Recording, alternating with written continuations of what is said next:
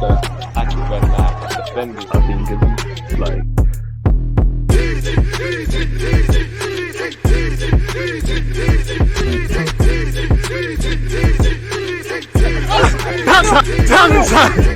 People deluded, I'm back again. Good morning, good afternoon, good evening, and in some cases, good night. I hope everyone's doing well and safe. I hope you're all in good health, and I hope you've all had a brilliant week. Let's see what news, views, rumours, etc. are concerning our football club Arsenal. Don't forget to comment throughout, hit the like button, subscribe, and all of that good stuff. We've been linked with Xavi Simons again. As we know, he has changed agents. A couple of players have already departed PSV. You know, you look at Madueke over at Chelsea, you look at Cody Gakpo over there at Liverpool.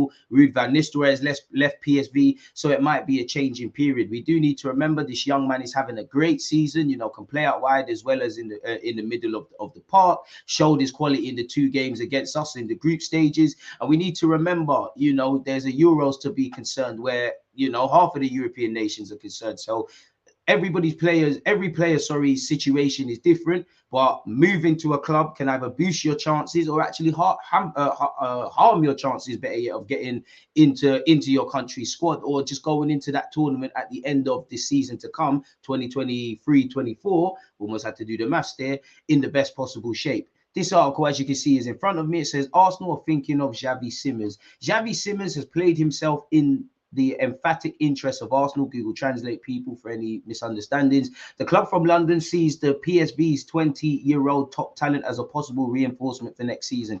I don't know if he currently immediately improves our 11, but he does have a lot of quality, and he does tie into what we're doing with the youth, people. As you know, people, he has finished as despite being an attacking midfielder, apparently the co-top goal scorer in the Eredivisie. Maybe the level of striking isn't quite great there, but in his debut year in the Eredivisie, he's given himself a good account of himself. PSG do have a buyback clause. One of the few players who, from 13, 14 years of age on YouTube and that, you're actually seeing the correlation. Simons' drive for action, the top talent, constantly took PSV by the hand, has not gone unnoticed. He is on the list of most top clubs in Europe as a very interesting option for next season. I mean, everybody's scouting him and being aware of his talents. Simons has a much discussed clause in his contract. He has a contract with PSV until mid-2027, but Paris Saint-Germain can bring him back for 12 million euros if Simons so desires. Other clubs do have to pay the full price to PSV if they want to take over Simons. It should be clear that this is not a problem for most top clubs. From the Premier League, for example, Arsenal seem to be the most concrete in the market for Simons. I mean, we're the most concrete for Simons, for Fresneda, for Declan Rice, for Caicedo. I'm not doubting any of this, but the dream is free. The hustle is sold separately. Until people are holding shirts, anything goes down. Obviously, they would love to keep him at the club, people.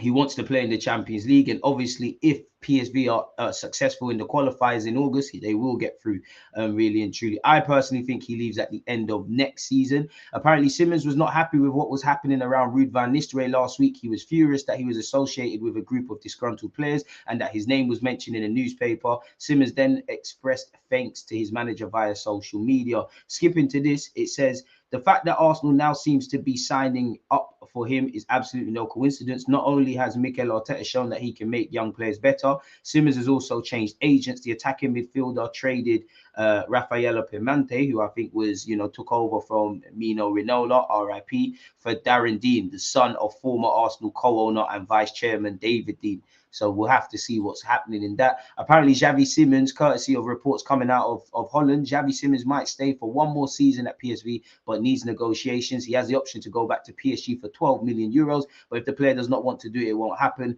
PSV will ask for an amount near or more than what Gakpo was sold for. Arsenal are tracking the player along with other Premier League clubs. Apparently, courtesy of Arsenal Informer, there's an update where William Saliba is concerned. Saliba, a young and promising centre-back for Premier League club Arsenal, is currently in the midst of an important contract negotiation. Having demonstrated his immense potential and value to the club, Saliba is now looking to secure a contract that reflects his worth. Although a few offers have been made, they have been considered below par by Saliba's camp. The most recent offer came before a trip to Cameroon with his agent. The proposed salary did not meet their expectations, and they are now anticipating a new offer that will be at the correct mark, which is great. Despite the initial offers not meeting their expectations, there are indications that the situation will soon change. It is expected suggested that the new offer will see Saliba earn a salary that will rank among the top earners at Arsenal. This is a significant development considering Saliba's age and relative short tenure at the club. Media reports have suggested a figure of 120k per week was offered. This was in fact done in January. It's clear that Saliba's camp is looking for a substantial increase in his earnings to respect his contributions on the pitch, as well as his resale value and the fact that he's 22 years of age. How much will it cost to find a counterpart from another club that is playing for a team that finished second and for the large part was top of the table, being capped by their country, and not forgetting the great loan spell he had at Marseille that put him into this position and convinced Mikel Arteta that he could be utilised this season. As you know, he has a great developing partnership with Gabriel as well.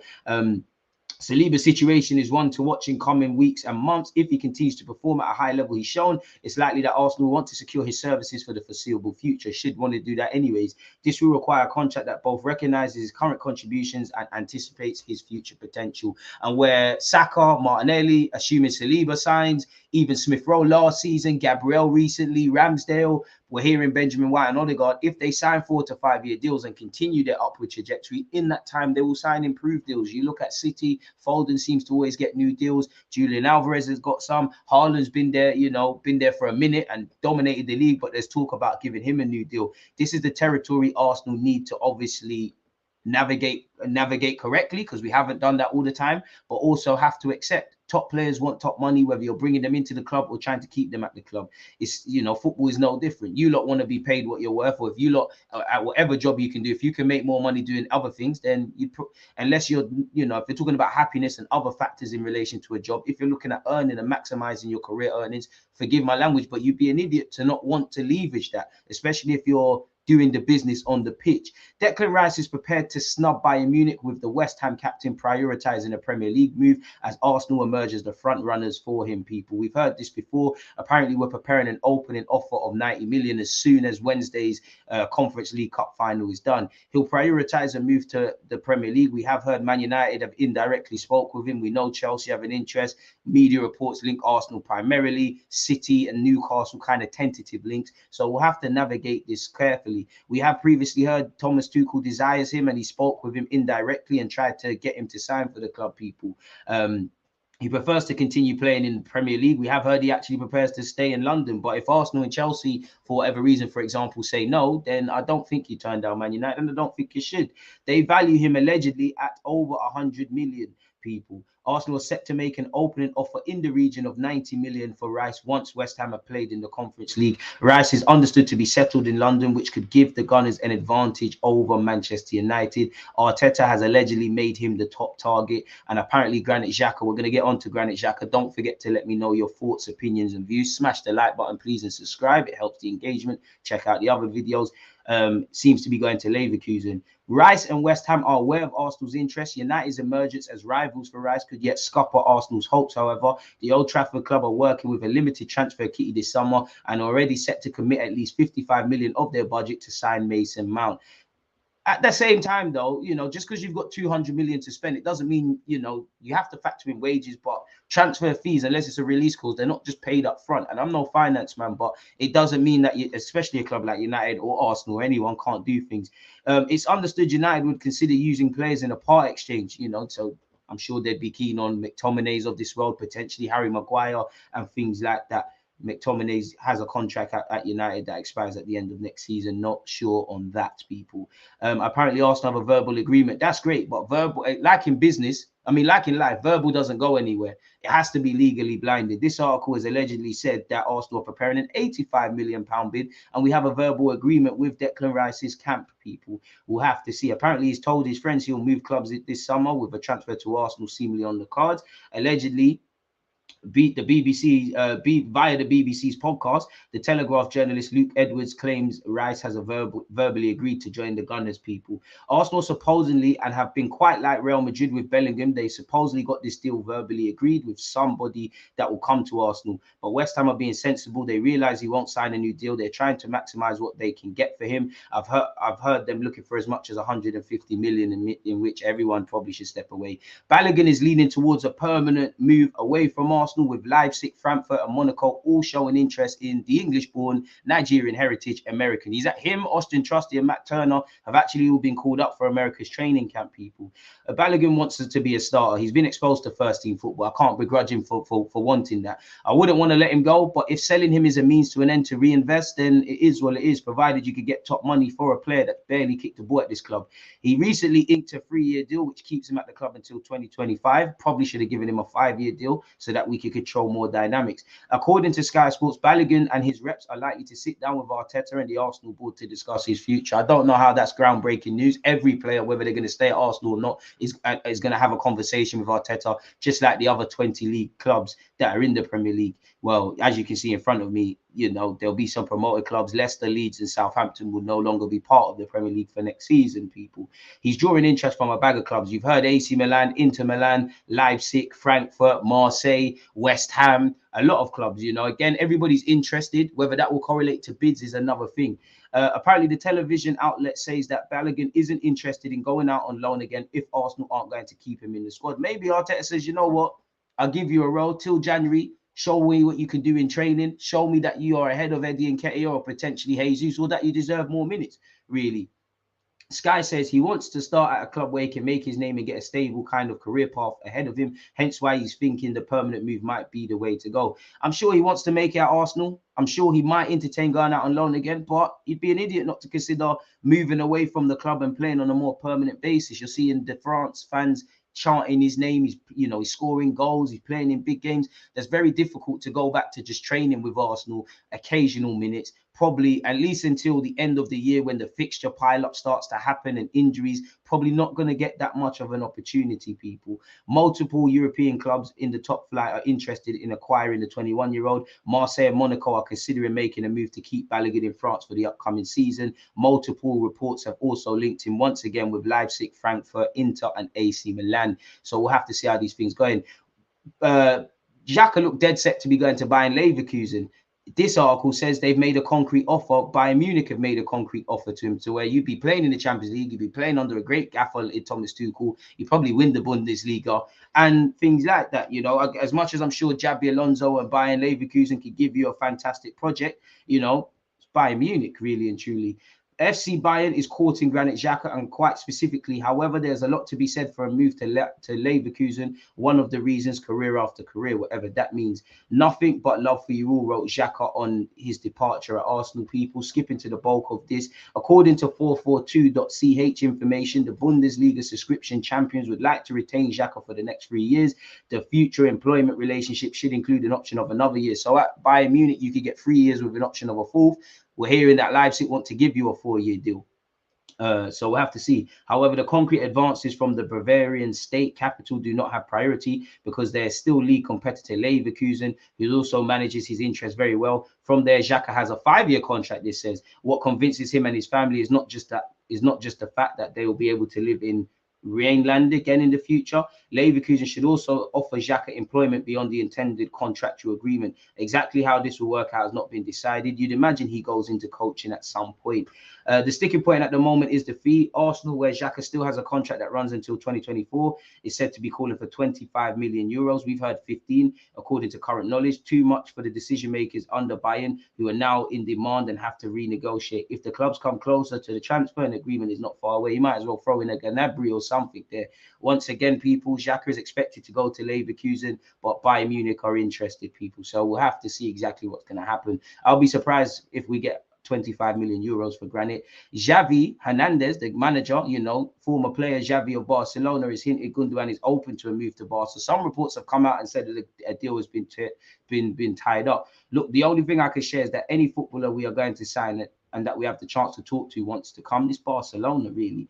They all want to come to Barca. All I have not seen any players tell us now, no, I prefer to go to another club. Since I've been at Barcelona and I've talked to a lot of footballers, as soon as I've called them and talked to them or met them, the feeling is that they say how wonderful that Barca is coming. Fair enough, do your thing. Ben Jacobs has said on Caicedo, Arsenal want Declan Rice, but that doesn't prelude Caicedo. I don't think we get both. I think Caicedo is going to go to Chelsea. I want to be wrong. Let me know your thoughts. It just means it's a massive spend. With Xhaka going to Leverkusen, there's the opportunity to bring in more than one midfielder. The question I would ask is, if I would be playing every week. But if you go to Chelsea, if you go to United, if you go to Liverpool, if you go to Arsenal, if you go to Madrid, PSG, there's not an assurance, you know.